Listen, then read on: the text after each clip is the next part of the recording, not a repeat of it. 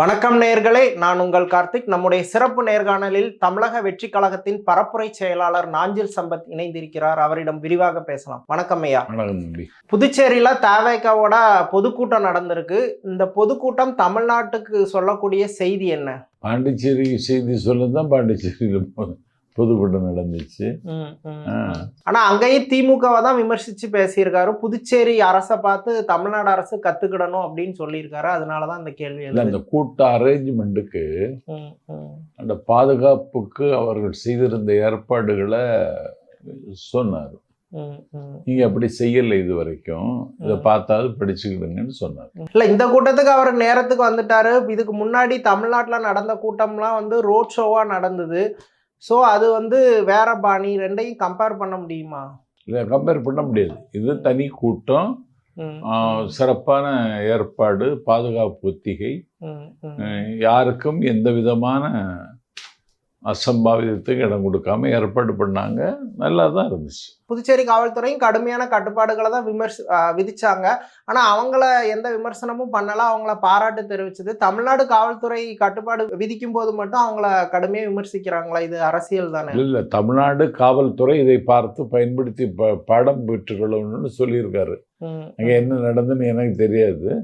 ஆனா பிரமாதமான கூட்டம். பாண்டிச்சேரியின் வரலாற்றுல இதுவரைக்கும் இப்படி ஒரு ஜனத்திரடை பாண்டிச்சேரி மக்கள் பார்த்ததில்லை. விஜயோட ஒட்டுமொத்த ஸ்பீச்சும் எப்படி இருந்தது? வெறும் 10 நிமிஷம் தான் இருந்தது அப்படின்ட்டு விமர்சனங்கள் இருக்கு. இப்ப 10 நிமிஷம் 20 நிமிஷம் பேசினா போதும்னு நினைக்கிறாங்க மக்கள். நான் ஒரு ஆள் தான் 2.5 மணி நேரம் பேசிட்டு இருந்தேன். நமக்கு நல்லது, 2 மணி நேரத்தில் பேசி முடிச்சிடலாம். பல்வேறு பிரச்சனைகள் இருக்கு. ஒவ்வொரு பிரச்சனை குறித்தும் பேசணும், அதுக்கான தீர்வுகளை மக்கள்கிட்ட முன் வைக்கணும். அப்பதானே மக்களுக்கு வந்து கட்சி மீது ஒரு அபிப்பிராயம். இல்ல, பஞ்சாலை தொழிலாளி 5 ஆலை மூடி கிடக்குன்னு சொல்லிட்டாரு. பாண்டிச்சேரிக்கு மாநில அந்தஸ்து வேணும்னு சொல்லிட்டாரு. பாண்டிச்சேரி தேவையானது பேசிட்டு வந்துட்டாரு. இல்ல, அங்க வந்து பாஜகவை விமர்சிச்சு பேசுறாரு, பேரலா ரங்கசாமியை வந்து பாராட்டி பேசுறாரு. இது என்ன மாதிரியான அரசியல்? எங்க என்ஆர் அவர்களை பாராட்டியது இந்த பாதுகாப்பு ஏற்பாடு குறித்து. பாண்டிச்சேரிக்கு தேவையானதை பேசிட்டாரு. நீங்க என்ன எதிர்பார்க்குறீங்க? இல்ல, பாஜக ரங்கசாமி கூட்டணியில இருந்து விலக்கிட்டு ரங்கசாமி கூட்டணிக்கு தேவைக்க முயற்சிக்குதா? அந்த மாதிரி முயற்சித்தான் நல்லது. உங்க ஆசையை சொல்லிடுறேன் தலைவர்கிட்ட. ஓகே, அப்ப ரங்கசாமி கூட்டணியே தேவைக்க எதிர்பார்க்குதுன்னு புரிஞ்சுக்கலாமா? அப்படி புரிஞ்சுக்கிறதுக்கு வாய்ப்பு இருக்கு. பாண்டிச்சேரி தாவை காட்சி வருது. அப்ப தமிழ்நாட்டுல தாவை காட்சி வருது. தமிழ்நாட்டில் இப்போ அடுத்து ஈரோட்டில் பொதுக்கூட்டம் போடுறதுக்கு தேவைக்க முயற்சிக்குது. செங்கோட்டையன் அதுக்கான முயற்சியில் இருக்கிறாரு. அதில் என்னென்ன மாதிரியான திட்டங்கள் தேவைக்கேட்ட இருக்குது? எங்க ஈரோடு பொதுக்கூட்டத்தில் இல்லை தமிழ்நாட்டில் அடுத்த ஈரோடு பொதுக்கூட்டத்தில் ஈரோடு மாவட்டத்தினுடைய பிரச்சனைகளை பேசுவார். பொதுவாக எல்லா கொள்கைகளையும் அவர் பேசிட்டு தான் இருக்காரு. கட்சிய கோட்பாடு பிறப்புக்கும் எல்லா உயிருக்கும்.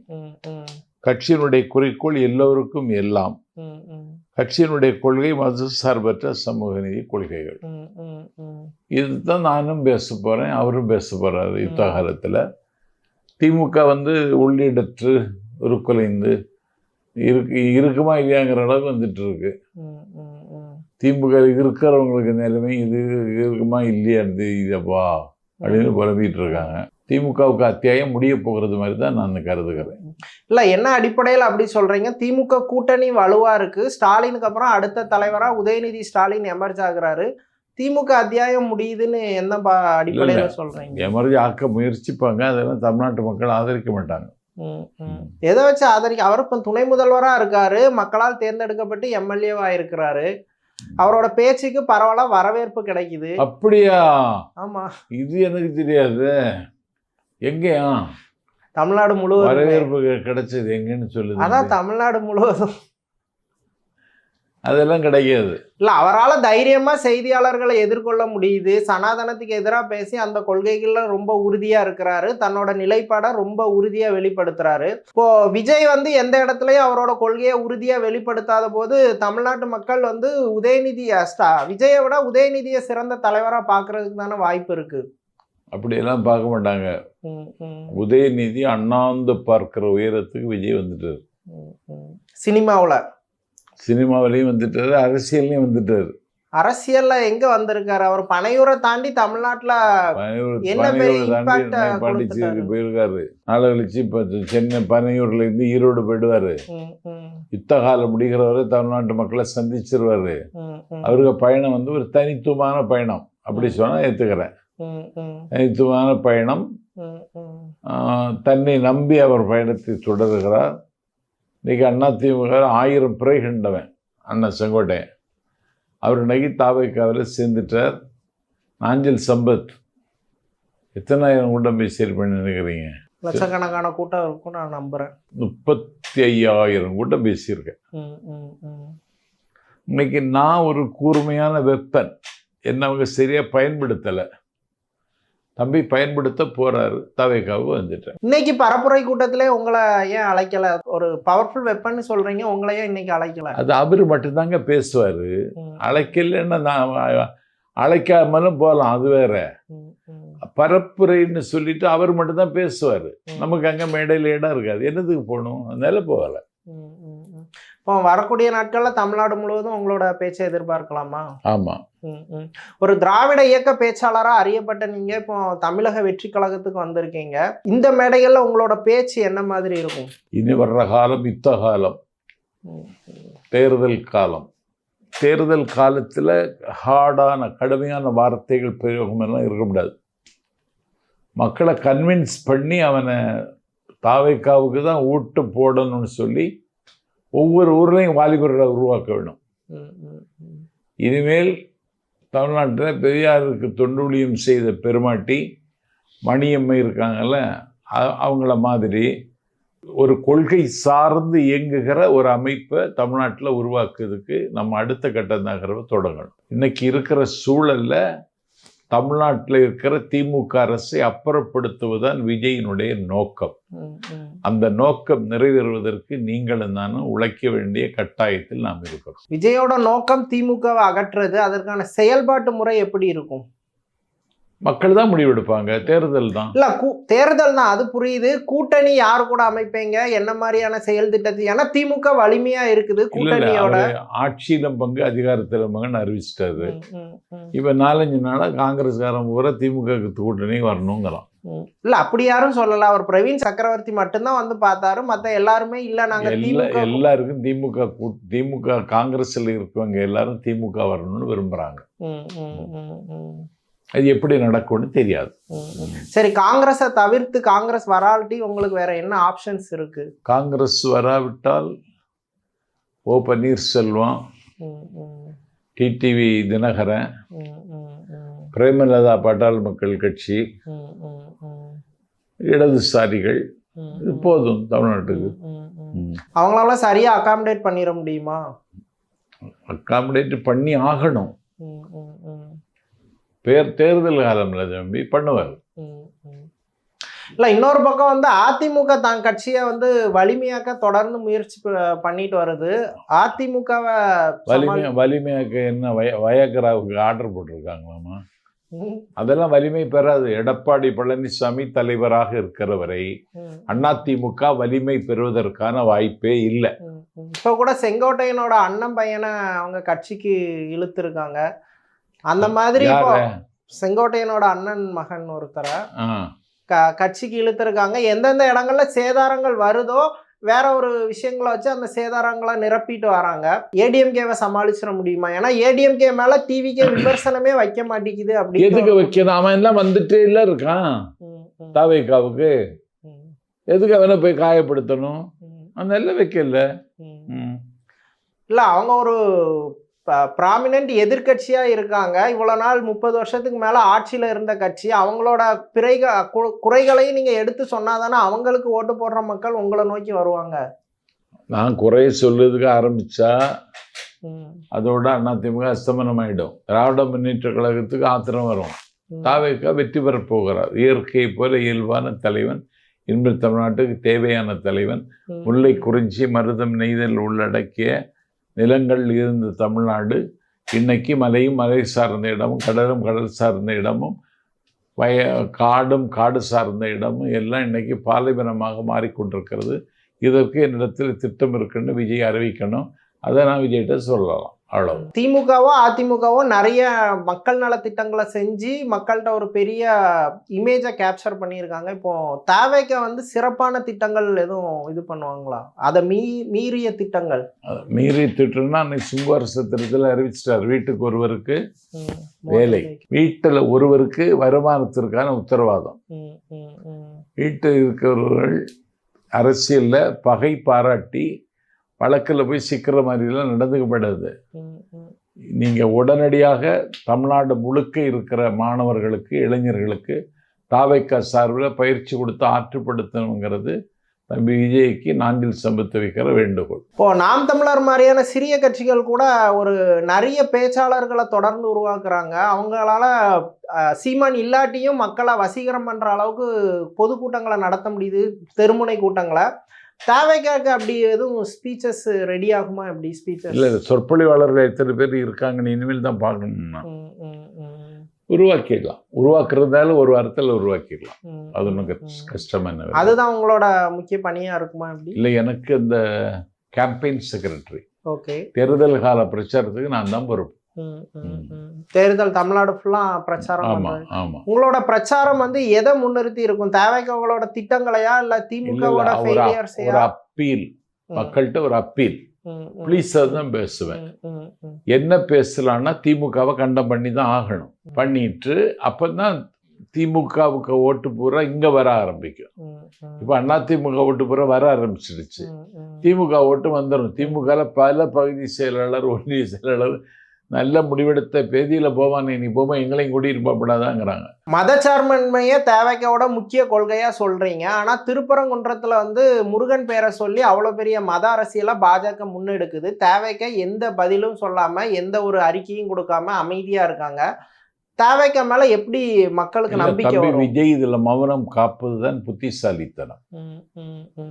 இல்ல, மௌனம் மலையை விட கனமானது. இல்ல, புத்திசாலித்தனமா இருக்கணுமா, மக்களுக்காக நிக்கணுமா அப்படின்னு ஒரு கேள்வி. மக்களுக்கு ஒண்ணும் ஆவல. இல்ல, அவ்வளவு பெரிய கலவரம் நடந்திருக்கு, அப்படி கலவரம் நடக்கல தம்பி. மதுரை மக்கள் இயல்பாதான் இருக்காங்க.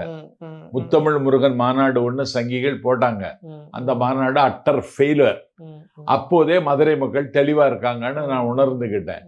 இன்னைக்கு விஜய் ஏதாவது சொல்லி திரிபுவாத சக்திகள் அதை திரிச்சிருவான். என்ன மாதிரி திரிப்பாங்க? அப்படி அது எதை சொல்றாரோ பயப்படலாமா?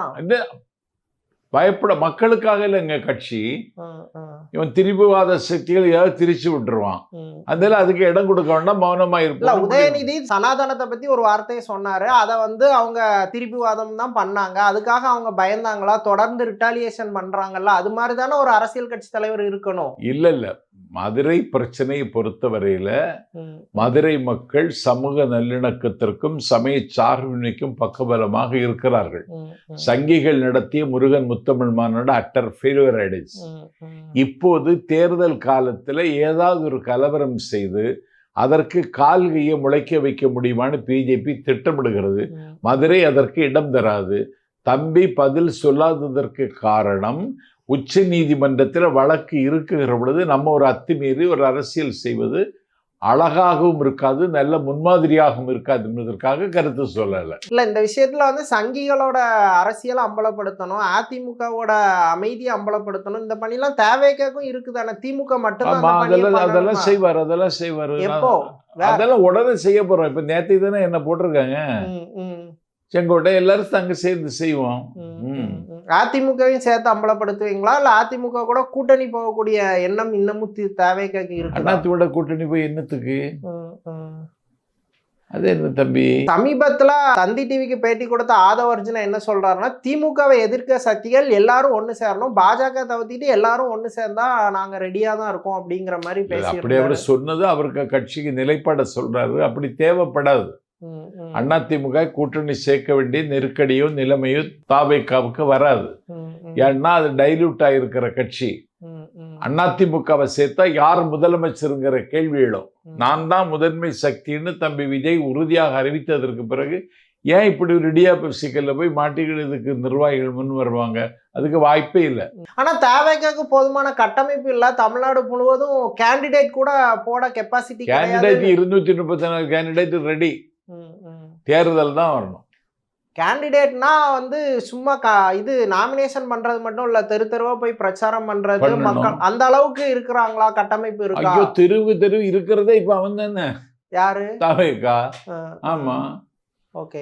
அதிமுக திமுகவுக்கு சவால் கொடுக்கிற அளவுக்கு கட்டமைப்பு. அதிமுக சவால் எல்லாம் கொடுக்க வேண்டியது இல்லை. அதெல்லாம் அழிக்கிற வேலையை அண்ணன் எடப்பாடி அழகா பண்ணிடுவாரு. அண்ணா திமுக சவாலுக்கு, திமுகவுக்கு தான் சவால். சரி, ஓகே. இப்போ திமுகவை எப்படியாவது ஆட்சி கட்டில இருந்து அகற்றணும்னு சொல்றீங்க. ஆனா அவங்க அவ்வளவு கூட்டணி கட்சிகளோட மிக வலிமையா இருக்காங்க. ஆட்சி பலம் வேற அவங்ககிட்ட கூட இருக்கு. ஆட்சி கட்டிலிருந்து அகற்றுவதுங்கிறது தூக்கி வெளியில தள்ளுறது இல்ல. மக்களை சந்தித்து தேர்தல்ல நடத்தி ஜெயிச்ச உடனே அவங்க போயிடுவாங்க. அதுதான் செய்ய போறாரு. இப்போ விஜய்க்கு வந்து வெளியே வர்றதே நிறைய பிரச்சனையா இருக்கு. அவரோட ஓவர் பாப்புலாரிட்டினால கூட்டம் கூடுது. அவரால் இனிமேல் வந்து பொதுக்கூட்டம் மாதிரியான முறையில தான் வந்து மக்களை அப்ரோச் பண்ண முடியும். தேவைக்கால இருக்கக்கூடிய ஒரே ஒரு கரிஸ்மேட்டிக் ஃபிகர்னா அது விஜய் மட்டும்தான். எப்படி மக்களை கன்வின்ஸ் பண்ண முடியும் தேவைக்காவால? மக்களை கன்வின்ஸ் பண்ணதுக்கு என்ன பாண்டிச்சேரியில் பண்ணாரா? 5 ஆலைகள் மூடி கிடக்கிறதுன்னு சொன்னார். இதுவரையும் யாராவது சொன்னாங்களா? பாண்டிச்சேரி மாநில அந்தஸ்து காலங்காலமாக கேட்டு கொண்டிருக்கிறோம், ஏன் இன்னும் தரலன்னு கேட்டாரு.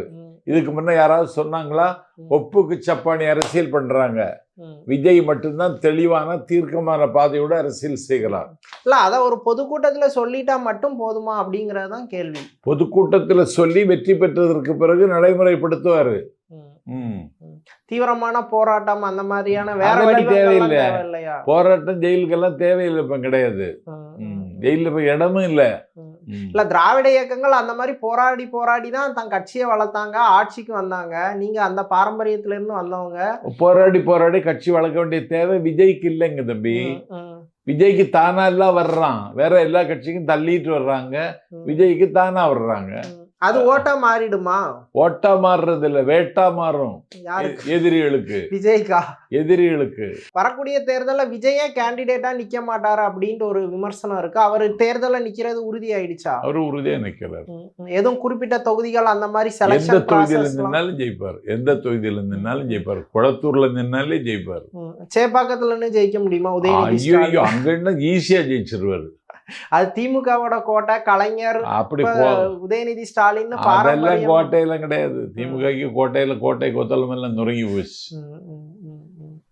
உதயநிதி வந்து ரெகுலரா அங்க வந்து ஃபீல்டு விசிட் பண்றாரு, மக்களா புலங்குறாரு. அவ்வளவு தூரம் மக்களை ஒருங்கிணைச்சு வச்சிருக்கிறாரு. இப்போ உதயநிதி எடுத்து நாங்க போட்டி போடுவோம் அப்படின்ட்டு தேவைக்காவால உறுதியா சொல்லிட முடியுமா? உறுதியா சொல்லலாம். ஒரு தம்பி இப்ப கலையரசன் இப்பனாலே ஜெயிச்சிரும். விஜய்க்கு தானே ஓட்டு தம்பி. அதான் விஜய்க்கு ஓட்டுனா இப்ப விஜய் கல்லூரி மாணவர்கள் அவருக்கு தான் போடுவாங்க. அது விஜய் நிக்கக்கூடிய தொகுதி. இளைஞர்கள் அவருக்கு தான் போடுவாங்க. தாய்மார்கள் அவருக்கு தான் போடுவாங்க. அவ்வளவுதான். அதான் அது விஜய் நிக்கக்கூடிய தொகுதியில் அவர் வெற்றி வாய்ப்பு இருக்கும். எல்லா தொகுதியிலும் இருக்கும். எல்லா தொகுதியிலும் இருக்கும்.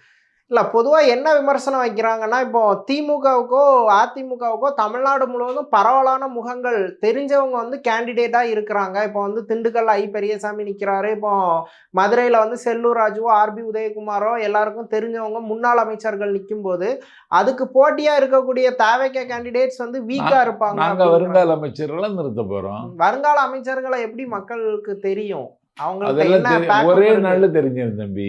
இந்த வாட்ஸ்அப் யுகத்தில் ஒரே நாள் 1 மணி நேரம் நான் சால்வை போட்டேன், ஒரு புத்தகத்தை கொடுத்தேன், போட்டோ வெளியிட்டாங்க, உலகம் பூரா போயிடுச்சு. உலகமே போகும்னா இது ஒரு தொகுதியில போறதுக்கு எவ்வளவு நேரம் ஆகும்? அதெல்லாம் ஒண்ணும் இல்லை. சரி, ஓகே. இப்போ விஜயோட எவ்வளவு நேரம் சந்திப்பு நடந்துச்சு? அதுல நடந்த 40 நிமிஷம் பேசினாரா? என்னென்ன விஷயங்கள் டிஸ்கஸ்? எல்லாம் பேசினாரு. என்னுடைய குடும்ப நிலைமையை பற்றி கேட்டாரு. நானே உங்களுக்கு ஃபேனுன்னு என்ன சொன்னாரு. சேர்ந்து பணியாற்றுவோம், நம்பிக்கையோட களத்தில் நிற்போன்னு சொன்னாரு. எந்த பிரச்சனைனாலும் என் கவனத்துக்கு கொண்டு வாங்க, எந்த தயக்கமும் வேண்டான்னு சொன்னாரு. நான் சொன்னேன், நான் கோவிலுக்கு பேச போவேன், சர்ச்சுக்கு பேச போவேன், பள்ளிவாசலுக்கு பேச போவேன், ரோட்டரி கிளப்புக்கு போவேன், லயன்ஸ் கிளப்புக்கு போவேன், ஜேசிஸுக்கு போவேன். அதனால இதுல எல்லாம் ஏதாவது ரெஸ்ட்ரிக்ஷன் உண்டா அப்படின்னு கேட்டேன். ஒரு ரெஸ்ட்ரிக்ஷன் கிடையாது, அண்ணன் விருப்பம் போல இயங்குங்கன்னார். இப்போ நீங்கள் தாவேக்காவை நோக்கி போனதுக்கு எந்த நிர்வாகி முக்கிய காரணமாக இருந்தாங்க? என்ன மாதிரி சொல்லி உங்களை கன்வின்ஸ் பண்ணாங்க? இல்லை வாங்களேன், நீங்கள் ஒரு திமுகவிலேயே உங்களை டேமேஜ் பண்ணுங்க, நல்ல மரியாதை தருவார் விஜய், வாங்கன்னு ஆதவர்ஜனா கூப்பிட்டாரு, வந்தேன். உங்களுக்கு எதுவும் தடுமாற்றம் இருந்ததா? இப்போ ஒரு தடுமாற்றம் இல்லை, எப்படியாவது என்னை விட்டுட்டா போதும்னு வந்தேன். இல்ல இப்போ தமிழகம் வெற்றி கழகம் வந்து விஜய்ங்கிற ஒரு இமேஜை நம்பி செயல்படுற கட்சி. நீங்க கொள்கை சார்ந்த கட்சியில இருந்த எப்போதும் தலைவர்கள் இமேஜை நம்பி தான் ஒரு கட்சி பயணப்படும். அதுல கொள்கையும் பேசினா தங்கப்பதக்கத்தில் முத்து பதித்தது மாதிரி அதை நான் செய்ய போறேன். இப்போ திராவிட கொள்கைகளோட 2.0வா தமிழக வெற்றி கழகம் இருக்கும். அதுதான் என்னுடைய நோக்கம். அதாவது திராவிட கொள்கைக்கு ஒரு 2.0 புதிய வடிவம் கொடுக்கிறது. ஆமா ஆமா. ஓகே சார், தமிழ்நாடு அரசியல் குறித்து பல விஷயங்களை விரிவாக பேசுனீங்க. ரொம்ப நன்றி. ரொம்ப நன்றி.